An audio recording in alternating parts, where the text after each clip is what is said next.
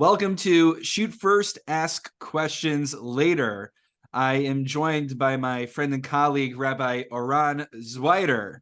And today we're going to be discussing Rav Azriel Hildesheimer and Rav Hirsch Kalischer's exchange about a debate that took place in, well, I guess you could say early America, depending on your understanding of early America. Rabbi Zweiter will fill us in that in just a moment, about a controversy that brewed about giving a bris to children of non-Jewish mothers, but they have Jewish fathers, and all the halachic and political and social implications of that.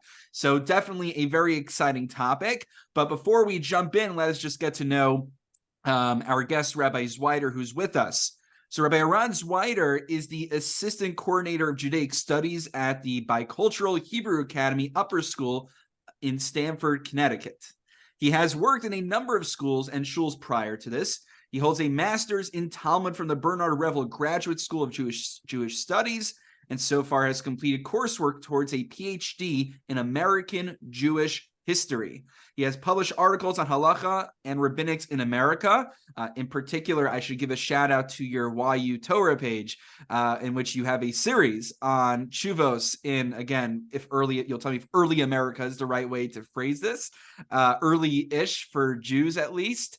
And in particular, why Rabbi Zweiter, I think, is just an excellent to have for this is that Rabbi Zweiter, as we mentioned, is not only trained in rabbinics, but also is a historian by training as well. And something that I think is really remarkable about tshuva literature is that we get to know not just the halachos on the page, but we get a sense of the history and the story behind the questions that get asked.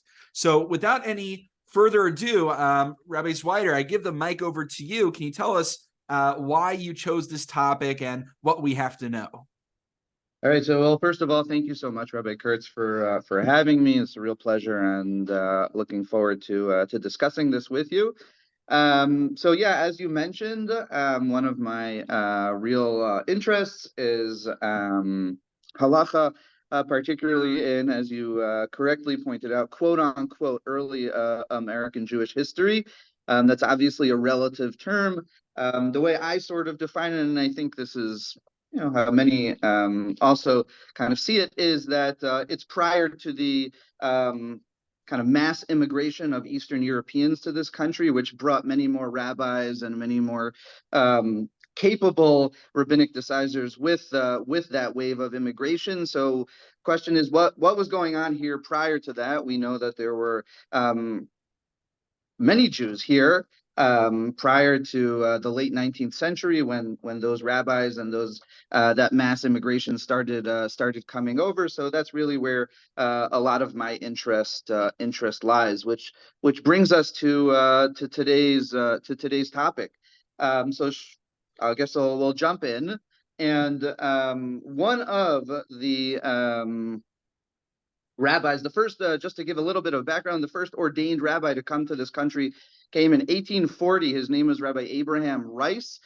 So for about 200 years, there were no really ordained rabbis in this country. As I like to say, some might call it the glory years of American Jewry. So subsequent to that, a rabbi by the name of Rabbi Bernard Ilui, who we're going to discuss today, came over. He comes to the United States in 1853. He was from Bohemia, which we now consider kind of the Czech Republic, that area of the world, Central Europe. And he was a Talmud. He's actually a musmach of the Chassam Sofer. So I don't know. He certainly learned in the Pressburg Yeshiva. I don't know, not exactly sure for how long, but I believe his smicha was from none other than the Chassam Sofer. He had to leave his native land, Bohemia, that area, for various political reasons. He spoke out against the government, and then was therefore basically denied getting a stella, right, getting any sort of position there. So he came to America. And he's a colorful figure. He first was in New York, and then in Philadelphia, St. Louis. I believe he was in Syracuse, New York. And the part we're going to, he ended up, last position, and that's where he's died, and he's buried in Cincinnati. But we'll talk about his time in New Orleans, which, fascinatingly enough, he was a rabbi in New Orleans during the Civil War. So you can imagine what that meant. Kind of aside from the rabbinic piece, the political piece, as to what what he had to go through and deal with. Rabbi Ilui writes, and this will bring us to the topic. He writes elsewhere about the problem of intermarriage that he encountered in New Orleans, and it was particularly what he was concerned about was Jewish men who were marrying non-Jewish women, and it's unclear, right? I assume there are a couple of reasons for that. The pool was probably pretty small, and as to eligible singles, Jewish singles back then in New Orleans, but also it certainly reflects a strong degree of assimilation. So what he's faced with, and this is the topic at hand, was, and stop me at any point, obviously. What he's faced with is these Jewish men who marry Jewish women. Oh, my light just went off. I'm sorry. Apologies. You guys went green, Baruch Hashem. What? You guys are going green, Baruch Hashem. Yeah, you have to like move every so often. So, so in any case, so he's faced with these Jewish men who marry Jewish women. They give birth to children, and when it's a boy, so he's faced with the question that these fathers, in particular, want to give a bris. They want to circumcise their child.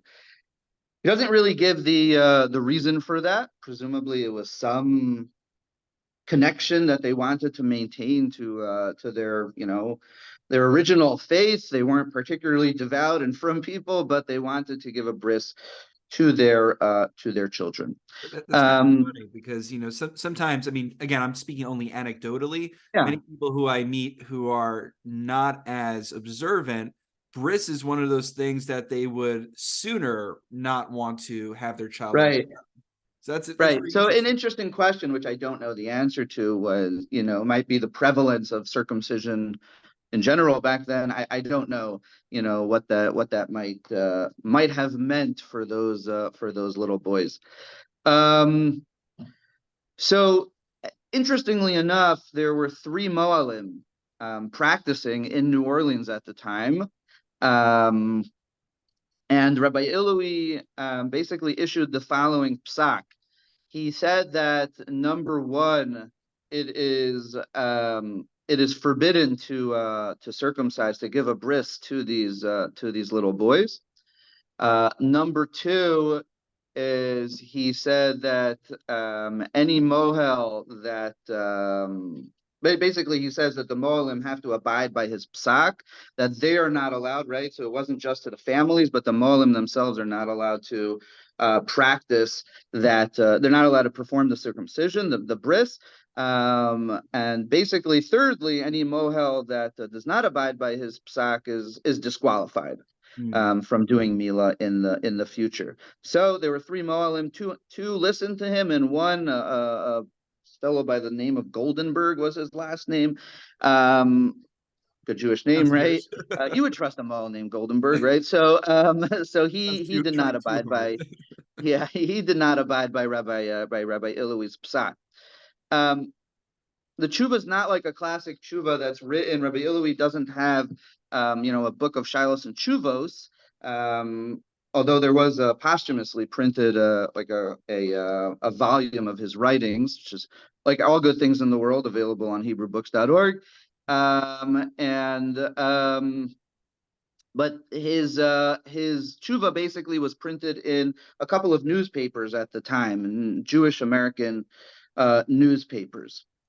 And so again, so he says he has his reasoning for his psak is basically, he says,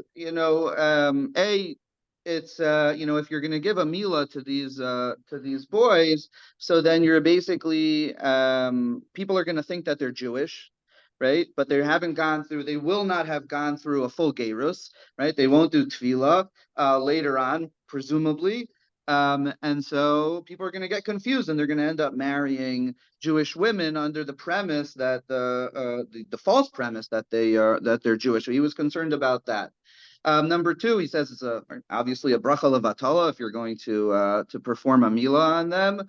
And again, and he says, and thirdly, he says, their fathers are intermarried. Their fathers don't keep anything, and so even if they do go through a full gerus, we don't need to bring more. I think he uses this term basically chotim, right? I think he uses actually the term banim mashchisim, right? He says we have enough of those. We don't need to bring more into Klal Yisrael. Right, meaning I think that third argument is if you're going to make someone Jewish, now they have to keep the 613 mitzvos, and they're not in an environment where they're going to keep it. You're not doing them a favor, because then they're just going to be liable for those. Right. It's interesting. He doesn't, as far as I saw, it doesn't refer to the term Kabbalas al mitzvos per se.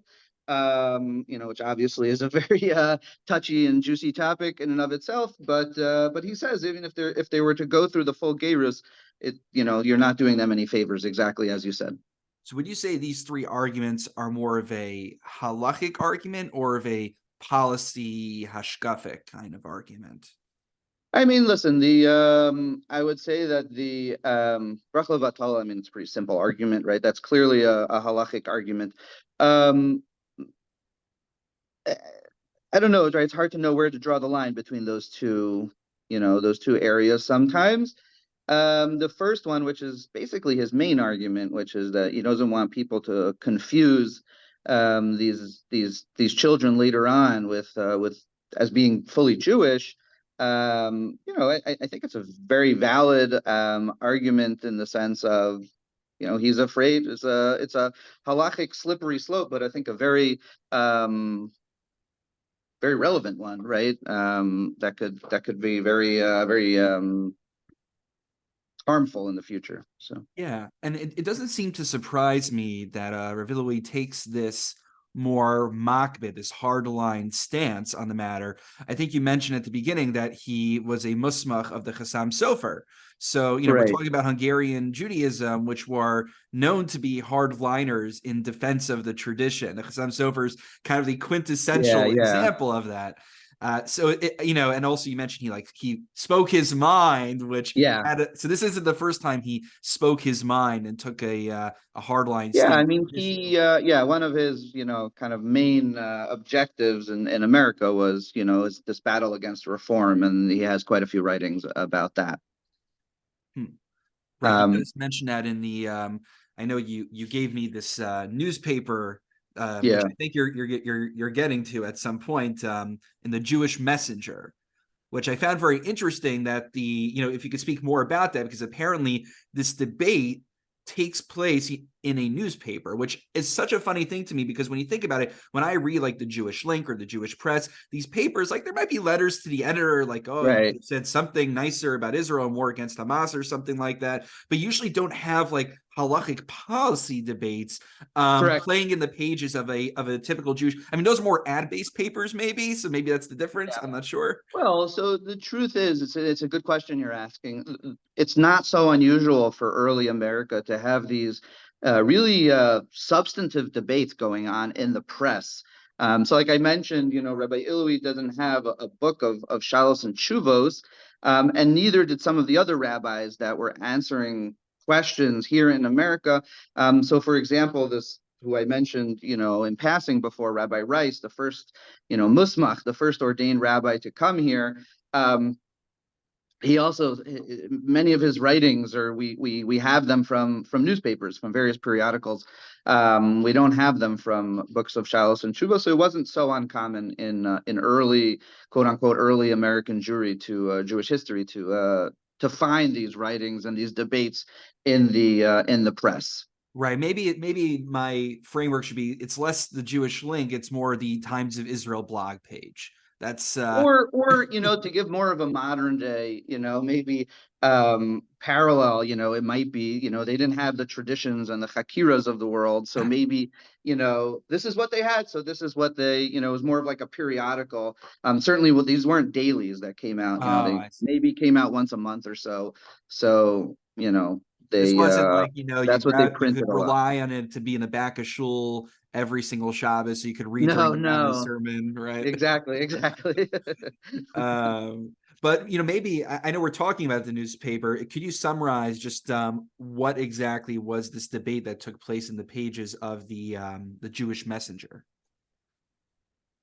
So there wasn't much of a debate in the Jewish Messenger. Really, are you referring to the between Rabbi Ilui and the other people who wrote to the Jewish Messenger? Because the real debate actually happens later on. Oh, sorry again. Um, the real debate actually takes place later on when Rabbi Ilui's opinion is sent to Germany. So I think even before Germany, just like looking at this newspaper article, I'll just share with you Yeah. a few things that stuck out to me in particular. Okay, go ahead.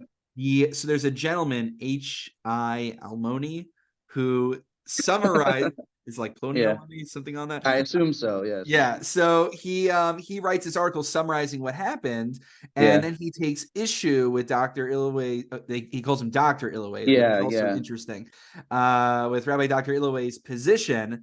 And the editors of the paper actually respond themselves to this op-ed, Correct. if you call it. And they say in there that there exists no acknowledged authority to restrain their liberty of action. Outside of his own synagogue, a chazan or rabbi in America is invested with no power whatever beyond expounding the law, which I feel like that's a debate that happens all the time in America in 2023 about, does like the Mar Aser of a shul have the power to give a psak for his broader community beyond his community? Does he even have power within 100%. his own shul to Yeah, do yeah, that? no, it's a great point you're raising. 100%, right? It's times never change, right? So, they weren't taking issue with his position per se, well, with his halachic position, right? They were taking issue with his position, right? With who he was and his authority. Correct.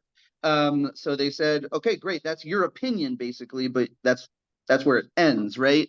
So yes, right, we have this we don't have state authority in religion in America, right? And so yeah, so that's what they were very much taking him to task for. It very much speaks to, and again, this is kind of a theme in American Jewish history in general. It speaks to the democratic ethos, right, and of America and of the United States in general, and how does that carry over, and how does that inform how religion is done, take place, is spoken of? So yeah, no, it's a very important point. Yeah, what's interesting is, to that point, I think we should talk about, as you alluded to, there's this question makes its way all the way to Germany, I believe. Correct. So this brings us to the next newspaper or periodical where this goes. So Rabbi Ilui, who's from, again, Central Europe and that milieu, right? So he sends his position. He writes to a periodical, an Orthodox periodical in Germany. It was called Die Israelite. I'm sure there's a better pronunciation of that, but the Israelite in English. It was a German periodical put out by a Rabbi Marcus Lehmann, who was a prominent individual in Germany at the time. And he writes about what happened in New Orleans, and he presents his position, and he gets three responses to that, all in support of his position. So one was from Rabbi Lehman himself, the editor.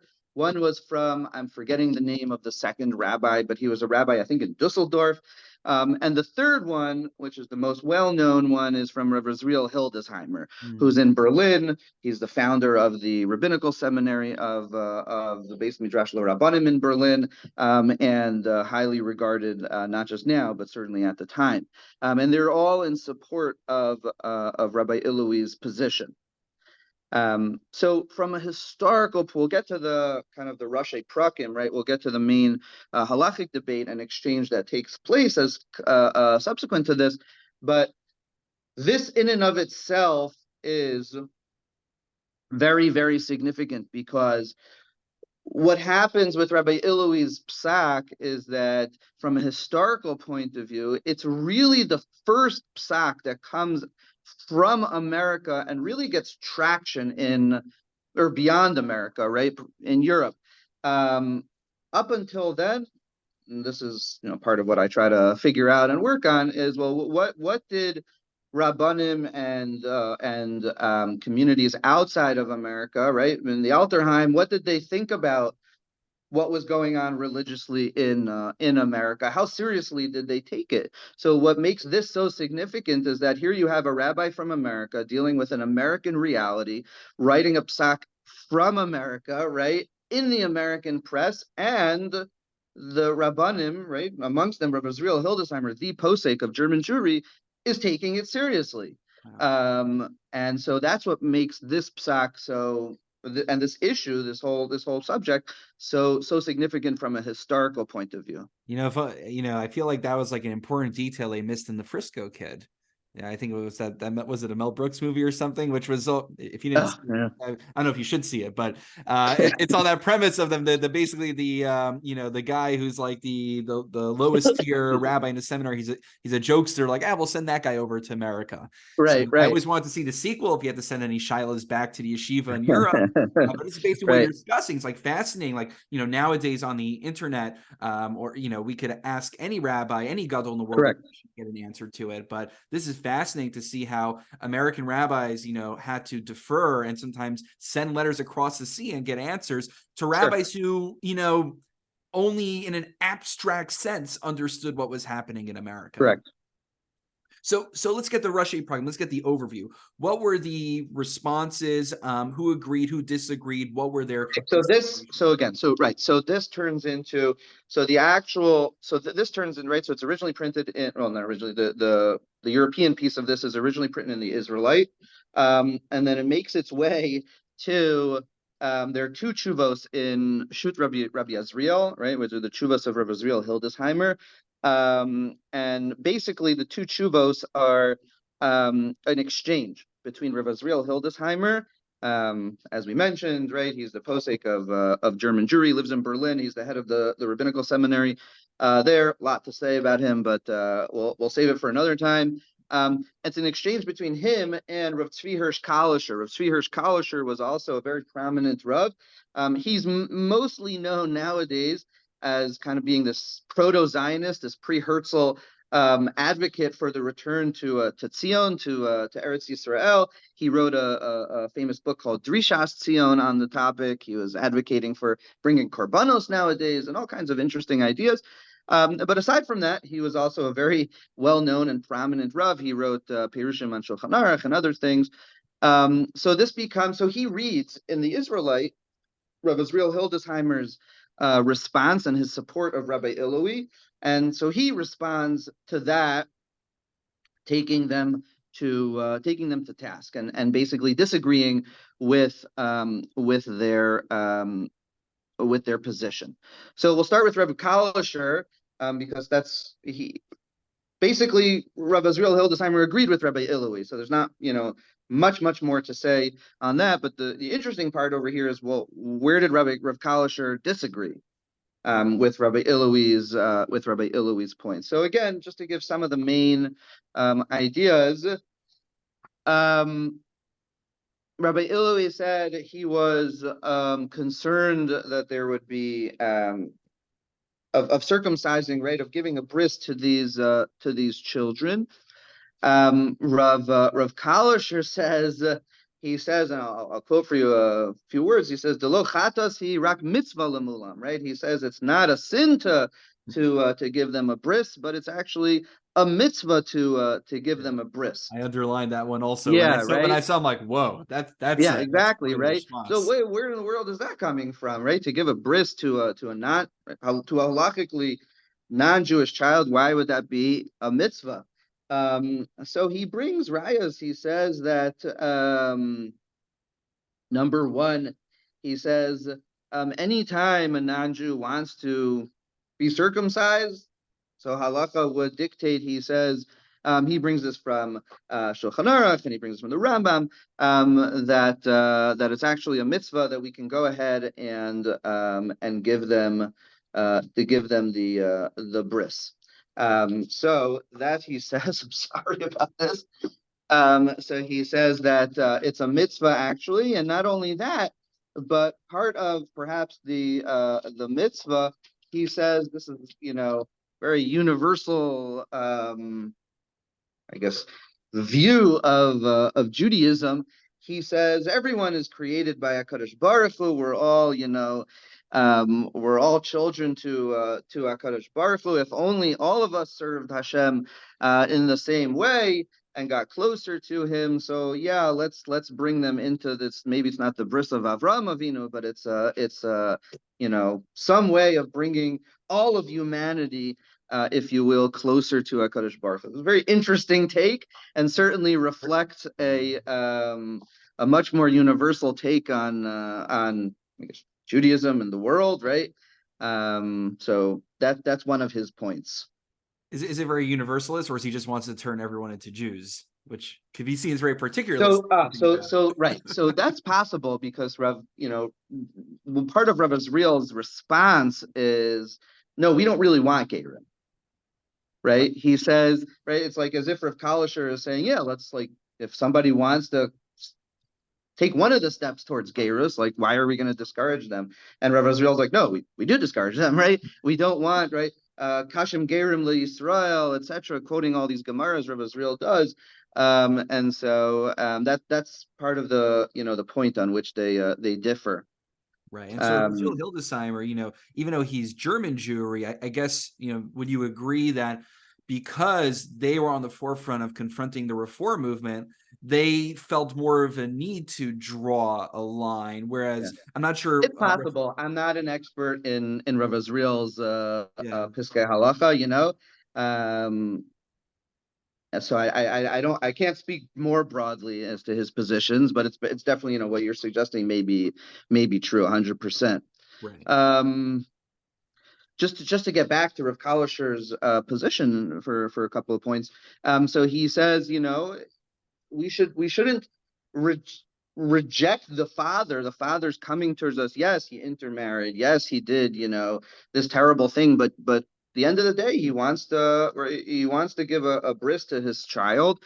Child's not Jewish, but he wants to give a bris to his child. And a part of bringing and keeping the father closer to Yiddishkeit in some sort of way is embracing him when he wants to take this step. He kind of sees it as the father at least doing something, some form of tshuva, if you will, even though I don't know if it's going to go beyond that.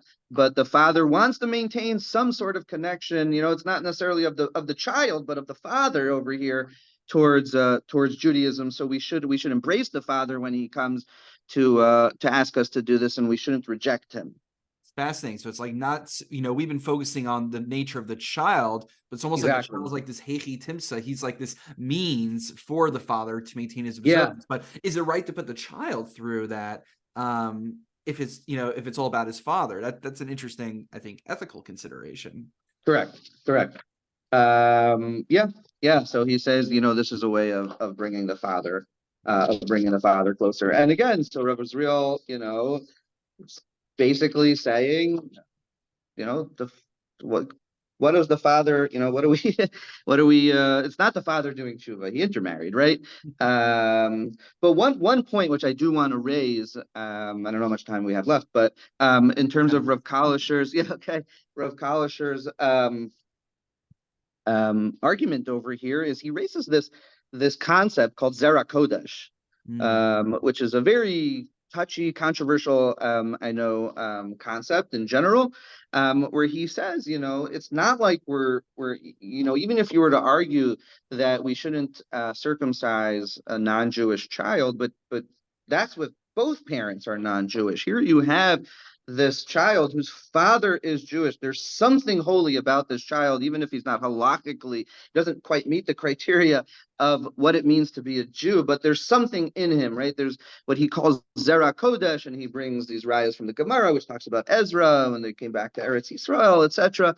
I know this is a concept which comes up, even today in dealing with, particularly in Israel, with many of the immigrants that came from the former Soviet Union. When a father's Jewish, or a grandparent was Jewish, whatever the case may be, right? And they were therefore allowed they were allowed to make Aliyah, but they're not halakhically Jewish. So this concept of Zera Kodesh or Zera Yisrael is something which is brought up and raised a lot. It's certainly something which is relevant to the discussions that take place today. And just to Rav Azriel's response is that's not the definition of Zera Kodesh. That's not what Ezra was faced with. That's not what Ezra was talking about. Yeah, what was the distinction that So I believe that Rav Azriel was saying that. I believe that he's saying when Ezra Sofer was coming back to Eretz Yisrael, it wasn't children of intermarried couples that he considered Zera Kodesh, but it was fully Jewish people who somehow got mixed in, and we're just not sure who's who, right? And we kind of lost the knowledge of their lineage. So, but what you, Rav Kalischer, is defining as Zera Kodesh is not the definition. Right. Here they are Vadai. They're certainly from a non-Jewish mother, but there's almost this. It sounds almost like a metaphysical connection to Judaism. Yeah.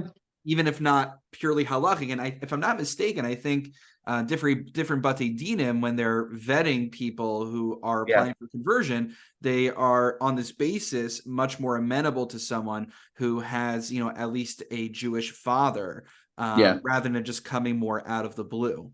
Yeah.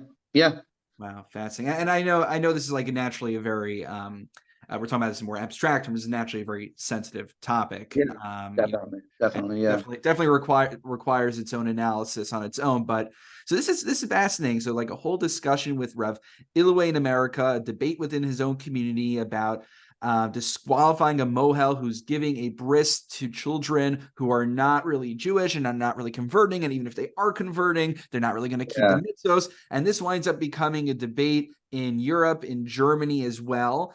So, I feel like this is something that could happen sometimes nowadays. There could be some community, you'll forgive if this sounds pejorative, like in Yehupitzville somewhere, and they say, so-and-so can't be a rabbi, or they make some sort of controversial decision in their shul. Someone gets on Facebook to their audience, and then everyone in the Northeast in New York is in a hullabaloo about what's happening. So this is almost like the pre-internet version of that. I guess it's like, maybe the Israelite was the Facebook of late 19th or mid 19th century Germany. I don't know, but what's so remarkable also is that reading the tshuvos and even the articles in the Jewish Messenger that you sent me, will make it available for listeners, is that even the people who disagree, they articulated themselves. Maybe this is because they couldn't just write a quick Twitter post about it. They had to submit it to a paper. They had to really think through what they were saying, and they even, maybe this is just like an old-fashioned thing, they wrote it in a respectful way. The gentleman from here says such and such. It's kind of when you see them in it wasn't too long ago when people still did that. Prior to the advent of social media, people actually had to write real substantial things. Right. You couldn't just get published anywhere. You have to really write something of substance. Yeah, exactly. And, would you say there are any I guess two questions. One is, and just in our 3 minutes that we have, are there any, whose side of the argument do you personally find more compelling?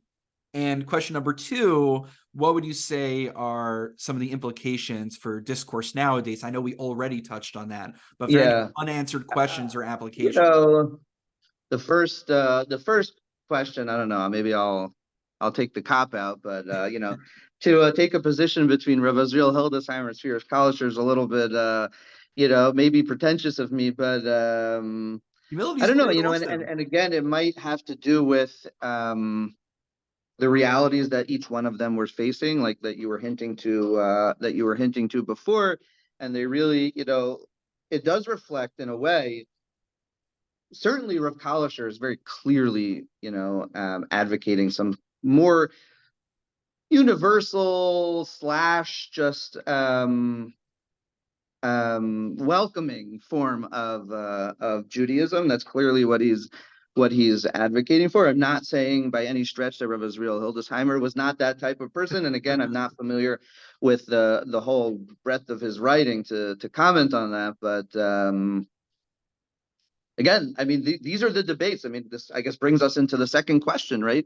I mean, these are exactly the debates that go on nowadays, particularly an issue related to conversion and all of that. I mean, like, probably one of the more hot button issues that are out there is this very question. You know, how welcoming do we want to be? How welcoming do we want to be if it lowers standards, so to speak, of the community in terms of, you know, shmiras hamitzvos later on, etc. Where do we bring in? What's our responsibility towards people who have this Zera Kodesh, you know, in them, particularly, you know, when it comes to people from the former Soviet Union who lived under, you know, communist, atheistic, you know, regimes for generations. You know, I mean, these are really sensitive and tricky questions. And you see, you know, once part of the real interesting part about studying Jewish history in modern times is that there were no ghetto walls anymore, and all of these interactions really brought these questions to the fore, both in Europe and certainly in America. Yeah, and I would add, just to your point about these questions being oh so relevant today, Yeah. not just when it comes to people who want to convert to Judaism, but even within our own communities. I mean, there's very theoretical. We could debate about the propriety of having an open parking lot, which, of course, in, you know, the mid 1900s or so, Yeah. where Moshe Feinstein and other poskim were really going at it. You know, if I invite someone to shul and Yeah. I very well know they're going to drive, but on the other hand, if we keep the parking lot open, that welcomes more people in, Yeah. and maybe Yeah. they'll take on more observance. So this is, Yeah. you're right. I think this is a great case study in that tension of how to be open and welcoming while also maintaining your principles. 100%.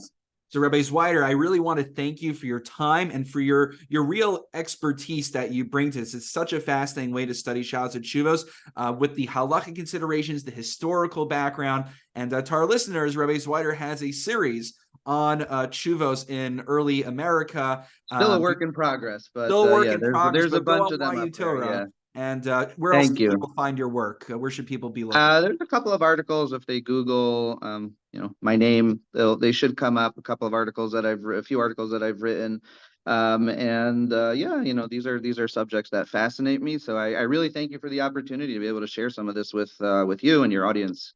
Okay, well, thank you so much, and thank you to all the listeners for joining us today.